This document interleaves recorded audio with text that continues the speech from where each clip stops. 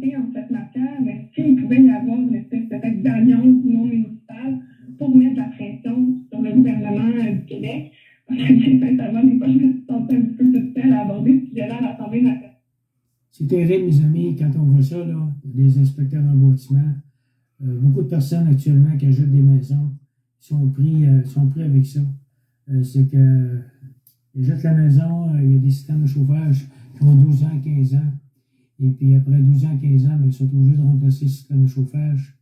Ils ont donné un dépôt de 5 % sur une maison de 500 000 ou 10 %, 50 000. Puis la banque, les banques ne veulent pas faire un deuxième prêt pour remplacer le système de chauffage. Ça peut coûter entre 12 et 15 000 parce qu'il faut remplacer la thermopompe à l'extérieur, il faut remplacer la ligne de fréon, il faut remplacer aussi la fournaise, la vieille fournaise qu'il y a dans le sous-sol. Il faut mettre une fournaise neuve avec un élément de 10 kW, avec un ventilateur pour refaire le bonnet de retour. À ce moment-là, le client, lui, la banque veut plus financer. Multiprêt, j'ai contacté Multiprêt. Les autres aussi m'ont dit Multiprêt qu'il ne fait pas prêter de l'argent à quelqu'un qui venait d'acheter sa maison, ça fait 2 ans, 3 ans. Fait que ce client-là, il est pris pour revendre sa maison. C'est ça qui est terrible. Fait que moi, j'ai porté plainte à la Régie du bâtiment. J'ai fait une vidéo YouTube. J'ai porté plainte à l'OCQ, OICQ, les agents d'immeubles, pour que tout le monde, là, quand ils vendent une maison, c'est important quand tu vends la maison de dire à ton client, écoute, toi, tu es un acheteur, tu achètes la maison, demande un rabais de 15 000 $. Moi, je vais acheter la maison, mais par contre, je vais avoir un système neuf au complet. Je vais avoir une protection de 10 ans sur les pièces, protection de 10 ans sur la main-d'œuvre qui est disponible aussi. Fait que pour les 10 prochaines années, j'ai un système flambant neuf de ma maison. C'est comme acheter une auto, tu achètes une Mercedes, tu dis, hey, la Mercedes, c'est des bonnes autos, elle est rendue à 300 000 km, mettons. Vous dites au garage, moi, je vais acheter ta Mercedes, elle coûte 20-25 000. Par contre, le financement, les banques ne voudront pas la financer parce que la Mercedes, c'est trop vieille. La maison, c'est la même chose. Les banques ne devraient pas prêter à quelqu'un qui achète une maison avec un vieux système de chauffage parce qu'il va être obligé de le remplacer dans 1 an, dans 2 ans. En plus de ça, la plupart des chauffages sont au gaz R22. Le gaz R22, il faut qu'il soit changé. On n'a pas le choix. Tous les techniciens en chauffage et climatisation doivent qu'ils soient changés. Donc, il va rentrer les techniciens qui vont aller vérifier le chauffage. Il va dire au client, là, je ne peux pas mettre du fréon R22 dans ta machine. Fait qu'il faut que tu changes ta machine. Ça va te coûter 10 12 000 $. Les compagnies qui changent encore plus cher, ça dépend de la compagnie. Fait que c'est un vice caché, j'appelle moi. Fait que allez voir sur YouTube, là, plainte inspecteur en bâtiment. Fait que j'ai porté plainte. Je sais que ça n'aidera pas les agents d'immeubles, mais ça peut les aider aussi s'ils rendent service à nos clients. Ils disent aux futurs acheteurs, si tu veux acheter cette maison-là, achète-la, mais change ton système de chauffage, maison à neuf, pour te protéger pour les 25 ans à venir. Les 25 ans à venir, tu vas te protéger avec un système neuf. Fait que tu es bien protégé. Fait que, toutes les plaintes ont été faites aux inspecteurs en bâtiment. J'ai fait des plaintes aussi aux agents d'immeubles. J'ai rempli ça sur Internet. Moi, je suis à ma retraite, ça ne me dérange pas, là, mais par contre, je peux rendre service à du monde. Là. Je pense qu'il y en a beaucoup qui sont mal pris avec ça. Avec Nicolas Rioux, parce que dans le contexte où on souhaitait qu'on éclaircisse un petit peu la situation, je voulais que Maître Rioux soit présent aussi, parce qu'il y aura peut-être des validations à aller un petit peu plus loin là, au niveau juridique. Donc, je souhaitais qu'il soit présent également là, pour participer à cet échange-là. Bonjour, M. Fortin. En fait, c'est surtout aussi pour vous dire que, ultimement, quand il y a des textes ou des avis qui sont préparés, c'est souvent notre département qui les rédige. C'est pour ça que moi, ça m'aide de bien comprendre la situation après ça quand on veut l'expliquer dans des textes. Je pense que vous avez vu mes vidéos. J'ai fait des vidéos. J'ai contacté les inspecteurs en bâtiment. Et puis, j'ai fait le partage avec les inspecteurs en bâtiment. Ils m'ont mentionné qu'elle allait aviser tous les inspecteurs en bâtiment pour les futurs clients, les aviser. Je vous entends plus. Vous m'entendez encore? On vous entend difficilement, puis c'est pour ça que mon collègue, je pense, c'est branché avec écouteurs. Moi, ça va, mais Ça va mieux, là, parce ça que va je mieux. vous entends pas très fort. OK. Là, ce que je voulais vous mentionner, le but de ça, c'est que moi, j'ai 75 ans. Et puis, j'ai vécu toutes sortes de choses. Depuis l'âge de 25 ans, j'ai un domaine de chauffage climatisation. Et je travaille pour d'autres entrepreneurs. Et puis quand ces entrepreneurs-là, je m'en vais, ils me demandent pour aller voir le client, je vais voir le client. Le client vient d'acheter sa maison, ça fait 2 ans, 3 ans. Et puis là, il dit, monsieur, il dit, je suis mal pris, il dit, je peux plus rien faire parce que sa thermopompe est brisée. Et puis, on peut pas la réparer, on peut pas mettre du gaz dedans. Et c'était un gros handicap en affaire comme ça. Fait que c'est ça. Ça fait que si vous autres, les agents d'immeubles, quand même, vous êtes des gens sérieux, vous êtes capable de dire à un client avant de vendre la maison au client, bien, dites-lui au client, écoute, tu achètes cette maison-là dans 1 an, dans 2 ans, c'est fort possible que tu sois obligé de mettre du fréon dedans. Le fréon qu'il y a dans cette machine-là, c'est du fréon R22. Tous les frigoristes ne peuvent plus mettre du fréon R22 dans ces thermopompes-là. Fait que lui est obligé de changer sa thermopompe, changer sa ligne de fréon, changer sa fournaise, mettre une chaloupe en dessous de sa fournaise, refaire les conduits. C'est un job qui peut coûter entre 12 et 15 000 $. Ça dépend de l'entrepreneur. Fait que, Vous dites qu'il y a un changement des conduits qui doit être fait ensuite. C'est pas juste à l'extérieur, la thermopompe qui doit être modulée? il faut modifier le conduit de la fournaise. Parce que la fournaise, mettons, il faut mettre un chapeau, une chaloupe qu'on appelle en dessous, là, qui est à 40 par 10 pouces de haut. Puis on dépose la fournaise électrique dessus. Et puis là, on met la nouvelle thermopompe.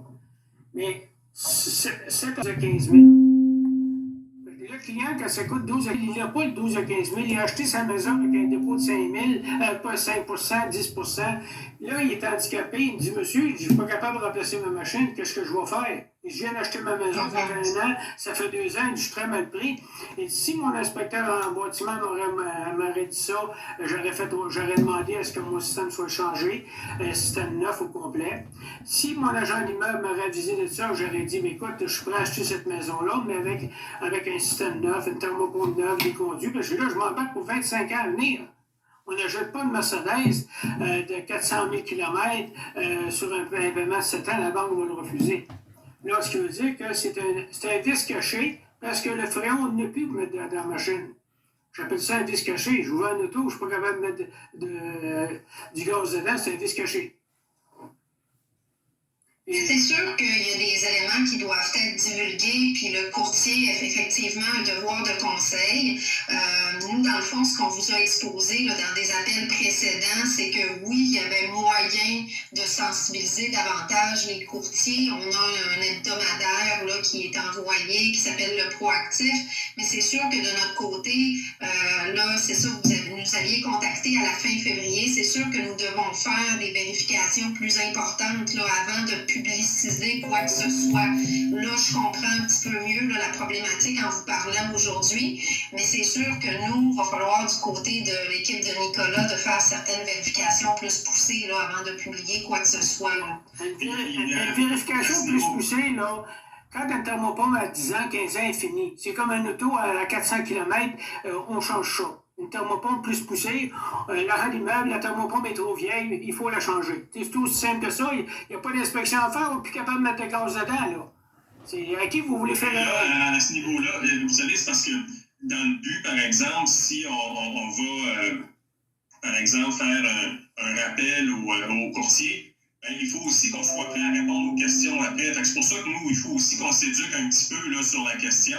Moi, je pense que ce que vous nous amenez là, c'est quand même un élément qui est d'intérêt. Puis il faut qu'on puisse aussi là, s'équiper un peu, aller chercher l'information, la maîtriser pour pouvoir après ça sortir un bon message, puis pouvoir répondre aux questions aussi qui vont venir après. Parce que les gens, quand ils vont recevoir, par exemple, s'ils reçoivent un appel, puis qu'ils nous posent des questions sur cette problématique-là, il faut qu'on soit quand même un petit peu équipé pour pouvoir leur répondre. Là, je vous dirais, c'est ça qu'on est en train de faire, c'est de valider cette information-là, s'instruire, puis s'éduquer sur cette question-là. Puis après ça, en fonction de ça, là, on pourra nous prendre peut-être un positionnement plus officiel là, sur la question.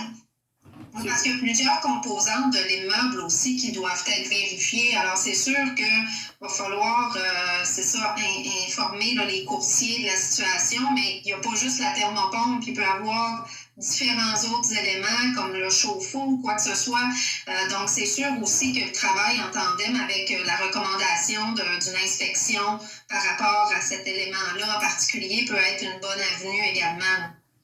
Parce que cette obligation-là, elle incombe au courtier. Hein. Le courtier, lui, il a l'obligation de recommander à un client potentiel, à un acheteur, de faire inspecter la maison, de faire procéder à une inspection pré-achat. Puis là, c'est sûr que le courtier peut, à ce moment-là, parce qu'il y a quand même un devoir d'information, puis dire, vous savez, il y a peut-être cet enjeu-là là, qui existe, qui pourrait être... la question du R22 d'un thermopompe, ça, il peut le mentionner. Mais le courtier n'est pas, lui, nécessairement habilité à faire ces validations-là. C'est pour ça que ça revient à l'inspecteur en bâtiment, là, qui, lui, doit vraiment là, porter un œil là-dessus. Écoutez, maître, moi, je suis habitué, je me suis battu contre le barreau du Québec, je me suis battu contre Gilles Gravel, j'ai été en procès de 7 jours contre le barreau du Québec, OK? Maître, on ne peut pas ignorer ça, on ne peut pas dire aux clients, là, la thermopompe est finie après 12 ans, là, il faut la changer tout simplement, là. Le courtier, il faut qu'il dise aux clients, il faut que ta thermopompe soit changée, la banque va être mal prise avec toi, pourquoi? Parce que tu ne seras plus capable d'avoir un deuxième prêt. J'ai regardé pour les deuxièmes prêts, et puis les compagnies ils ont dit, on ne fait pas de deuxième prêt, nous autres, quand le client n'a pas 80% de sa maison de payer, là, il est pris avec un prêt personnel de 10 à 12% pour remplacer sa thermopompe. Il va briser son budget, puis il va perdre sa maison. J'en ai vu des clients comme ça, puis on ne dit pas qu'on doit ignorer ça, mais ça au contraire, c'est pas ça qu'on dit. C'est ça, c'est qu'il faut que l'information circule, il faut que l'information soit donnée pour que justement le client sache et qu'il ne l'apprenne pas 3 ans après. Il faut qu'il sache au moment de faire sa transaction. C'est pour ça que le courtier, il y a ce devoir d'information-là. Il doit, lui, mais pour qu'il le mentionne, il faut que lui-même le sache. C'est pour ça que nous, on doit l'informer. Maître, ils savent, hein, j'ai appelé 3 ou 4 courtiers, j'ai demandé, c'est pas pour 25 ans de thermopompe.